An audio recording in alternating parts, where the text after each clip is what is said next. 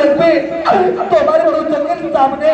হ্যাঁ প্রহ্লাদ, হ্যাঁ, যে পুত্র পিতার বাক্য অমান্য করে পিতার বস্ত্র কেড়ে করলে সেই পুত্রকে আমি পুত্র হিসেবে গ্রহণ করিয়া। ওরে ওরে মন্ত্রী সেনাপতি সরগর, এই প্রহ্লাদের আমি মৃত্যু দেখতে চাই। যাও একে গভীর জঙ্গলে নিয়ে যাও, ছেড়ে দেবে হিংস্র পশুর হাতে।